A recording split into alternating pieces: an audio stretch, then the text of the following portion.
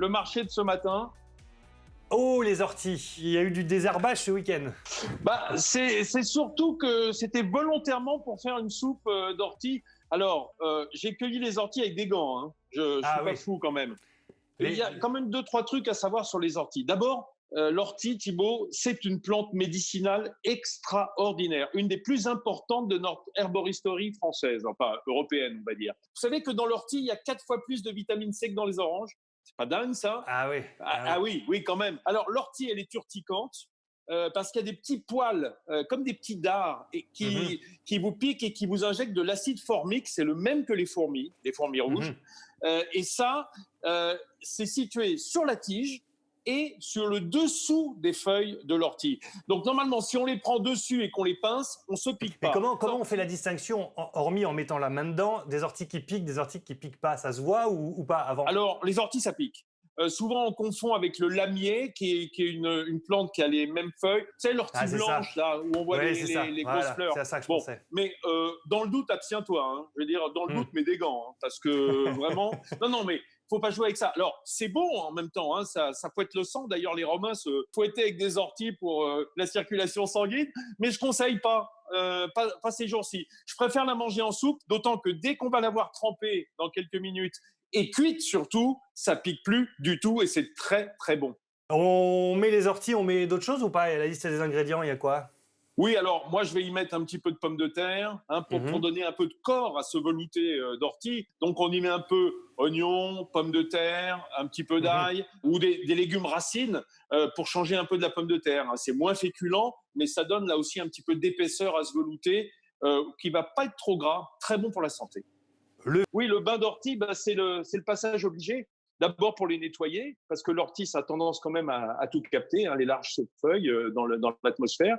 Et puis surtout, c'est en les trempant dans l'eau, déjà qu'on va retirer le côté urticant, qu'on pourra manier les orties. C'est l'eau froide qu'il faut mettre ou de l'eau chaude pour retirer le côté urticant? De l'eau froide. Ah oui, de l'eau froide Okay. Pour l'instant. L'eau chaude, ça sera pour la soupe, tout à l'heure. D'accord. Hein. Allez, je vous montre comment on démarre cette soupe. Allez.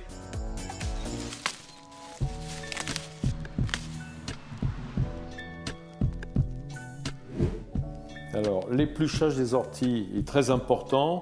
Il se fait au printemps plus facilement parce que les feuilles sont jeunes, bien vertes, et on prend les feuilles du haut de la tige. On retire évidemment toutes les feuilles du bas de la tige, celles qui sont flétries, celles qui sont abîmées, celles qui sont un petit peu noircies. De toute façon, la matière première n'est pas très chère, donc on peut en cueillir un peu, des orties. Et on met ces feuilles dans l'eau, voilà. Pas trop longtemps, parce qu'elles vont perdre un petit peu de leurs vitamines et de leurs nutriments, mais une dizaine de minutes, le temps de faire. Voilà, on les met dans le bac évier ou dans un récipient avec de l'eau. On les rince. On émince nos oignons. Grossièrement, moi je les coupe en deux, je les coupe en petites rondelles. De toute façon, ce sera mixé à la fin, je vous le rappelle. Mais ça permet de cuire un peu plus vite, surtout les oignons nouveaux, voilà. Et on met dans notre casserole. De même, avec les pommes de terre qui ont été épluchées, on les coupe en 4 dans le sens de la longueur. Et puis on fait des petits cubes. Là aussi, on les ajoute avec les oignons et la petite gousse d'ail qu'on met également émincée grossièrement. Voilà. Tout ça dans la cuillère d'huile d'olive de manière à étuver. C'est-à-dire qu'on va pré-cuire en quelque sorte avant d'ajouter nos feuilles d'ortie. Pour faire un bon velouté d'ortie pour 4 personnes, il faut compter un bouquet de jeunes orties, 15 à 20 tiges environ, comme un bouquet de fleurs. 500 g de pommes de terre à soupe, moi je mets aussi parfois la moitié de topinambour, c'est délicieux. Un gros oignon jaune ou une demi-botte d'oignon nouveau, une gousse d'ail, 30 g de beurre doux, 50 centilitres de lait entier, 70 centilitres à 1 litre de bouillon de légumes, une pincée de noix de muscade râpée, une cuillerée d'huile d'olive, sel et poivre du moulin. Ouais, génial. Maintenant que nos légumes sont chauds et tuvés, on rajoute les feuilles d'ortie à l'intérieur. Voilà. Si on n'a pas d'ortie, on peut mettre d'autres choses ou pas? Genre des fans de radis, des fans de carottes?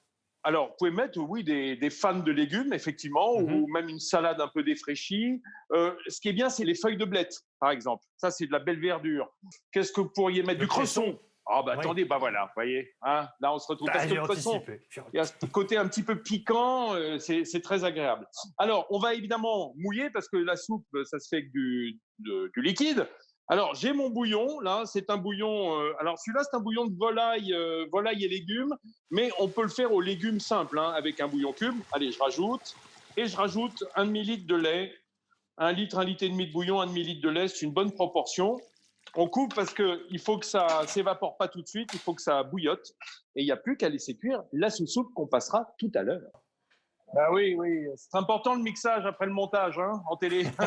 En télé, oui. Regardez, j'ai mon mixeur plongeant, ma petite girafe, une girafette. Hein. C'est pratiquement la girafe Sophie, là, elle est petite. Et je rajoute maintenant dedans mon morceau de beurre, hein, pas trop froid, avec lequel ça va émulsionner, en fait.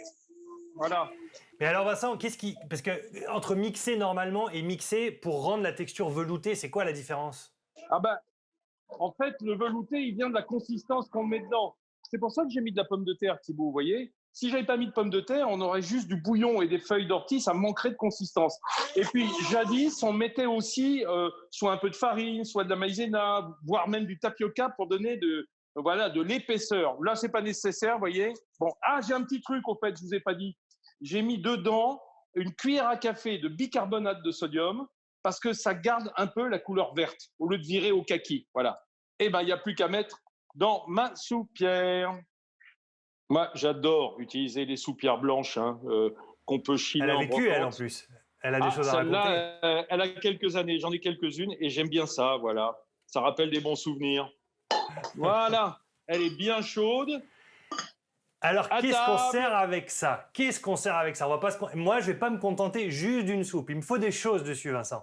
Oui, ça vient. Attendez, je pose. Bah oui. Voilà.